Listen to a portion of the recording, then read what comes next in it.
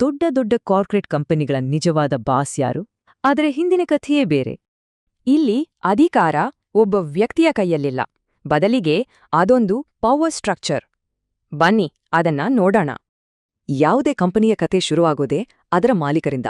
ಹಾಗಿದ್ರೆ ನಿಜವಾದ ಓನರ್ಸ್ ಯಾರು? ಕಂಪನಿಯ ಒಂದೇ ಒಂದು ಶೇರ್ ತಗೊಂಡ್ರೂ ಸಾಕು, ಆ ಕಂಪನಿಲಿ ಪಾಲುದಾರಿಕೆ ಸಿಗುತ್ತೆ. ಇವರೇ ನಿಜವಾದ ಓನರ್ಸ್. ಆದರೆ ಯಾರತ್ರ 50%ಗಿಂತ ಹೆಚ್ಚು ಶೇರ್ಸ್ ಇರುತ್ತೋ ಅವರದೇ ಕಂಪನಿಯಲ್ಲಿ ಫೈನಲ್ ಡಿಸಿಷನ್. ಈ ಮೆಜಾರಿಟಿ ಸ್ಟೇಕ್ ಅನ್ನೋದು ಬಹಳ ಮುಖ್ಯ, ಯಾಕಂದ್ರೆ ಕಂಪನಿಯ ಭವಿಷ್ಯವನ್ನೇ ಇದು ನಿರ್ಧರಿಸುತ್ತೆ. ಸಾವಿರಾರು ಓನರ್ಸ್ ಸೇರಿ ಕಂಪನಿ ನಡೆಸೋದು ಹೇಗೆ?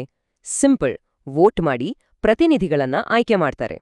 ಹೀಗೆ ಓನರ್ಸ್ನಿಂದ ಡೈರೆಕ್ಟರ್ಸ್ಗೆ ಅಧಿಕಾರ ವರ್ಗಾವಣೆಯಾಗತ್ತೆ. ಇದೇ ಪವರ್ ಫ್ಲೋ. ಇವರೇ ಬೋರ್ಡ್ ಆಫ್ ಡೈರೆಕ್ಟರ್ಸ್. ಇವರ ಕೆಲ್ಸ ಶೇರ್ ಹೋಲ್ಡರ್ಸ್ ಹಿತಾಸಕ್ತಿ ಕಾಪಾಡೋದು ಅಷ್ಟೇ. ಅವರ ಅತಿ ದೊಡ್ಡ ಮತ್ತು ಮುಖ್ಯವಾದ ಕೆಲಸ ಅಂದ್ರೆ ಕಂಪನಿಗೆ ಒಬ್ಬ ಸರಿಯಾದ ಸಿಇಒನ ನೇಮಿಸೋದು. ಈಗ ಬರೋಣ ಸಿಇಒ ಕಡೆ. ಇವರೇ ಕಂಪನಿಯ ಫೇಸ್ ಅಲ್ವಾ? ಇವರೇ ಅಸಲಿ ಚಾಲಕ ಶಕ್ತಿ. ಸಿಇಒ ಅಂದ್ರೆ ಕಂಪನಿಯ ಹಾರ್ಟ್ ಇದ್ದ ಹಾಗೆ. ಬೋರ್ಡ್ನ ವಿಷನ್ನ ರಿಯಾಲಿಟಿ ಮಾಡೋದೇ ಇವರ ಕೆಲ್ಸ. ಆದ್ರೆ ಸಿಇಒ ಒಬ್ರೇ ಎಲ್ಲವನ್ನೂ ಮಾಡಲ್ಲ. ಇವ್ರಿಗಂತ ಒಂದು ಟಾಪ್ ಟೀಮ್ ಇರುತ್ತೆ. ಅದೇ ಸಿ-ಸೂಟ್.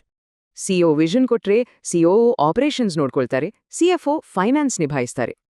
ಇವ್ರು ಮಾತ್ರವಲ್ಲ, ಟೆಕ್ನಾಲಜಿಗೆ ಸಿಟಿಒ, ಮಾರ್ಕೆಟಿಂಗ್ಗೆ ಸಿಎಂಒ ಅಂತ ಬೇರೆ ಎಕ್ಸಿಕ್ಯೂಟಿವ್ಸ್ ಕೂಡ ಇರ್ತಾರೆ.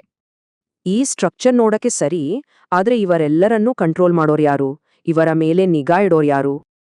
ಇಂಡಿಯಾದಲ್ಲಿ ಆ ಕೆಲ್ಸ ಮಾಡೋದೇ ಸೆಬಿ, ಇನ್ವೆಸ್ಟರ್ಸ್ ಹಿತಾಸಕ್ತಿ ಕಾಪಾಡೋ ವಾಚ್ಡಾಗ್ ಇದು. ಒಂದು ಕಂಪನಿ ಐಪಿಒ ಮೂಲಕ ಪಬ್ಲಿಕ್ ಆದಾಗ ಅದರ ಜವಾಬ್ದಾರಿ ಮತ್ತು ಪಾರದರ್ಶಕತೆ ಎರಡೂ ಜಾಸ್ತಿಯಾಗುತ್ತೆ. ಪ್ರತಿ 3 ತಿಂಗಳ ಪ್ರಾಫಿಟ್ ಅಂಡ್ ಲಾಸ್ ರಿಪೋರ್ಟ್ ಇರಬಹುದು, ವಾರ್ಷಿಕ ವರದಿ ಇರಬಹುದು, ಎಲ್ಲವನ್ನೂ ಪಬ್ಲಿಷ್ ಮಾಡ್ಲೇಬೇಕು. ಹಾಗಾದ್ರೆ ಅಸ್ಲಿ ಪವರ್ ಇರೋದು ಯಾರ ಕೈಯಲ್ಲಿ? ಲಕ್ಷಾಂತರ ಶೇರ್ ಹೋಲ್ಡರ್ಸ್ ಕೈಯಲ್ಲ, ಬೋರ್ಡ್ ಕೈಯಲ್ಲ, ಅಥವಾ ಆ ಒಬ್ಬ ಸಿಇಒ ಕೈಯಲ್ಲ?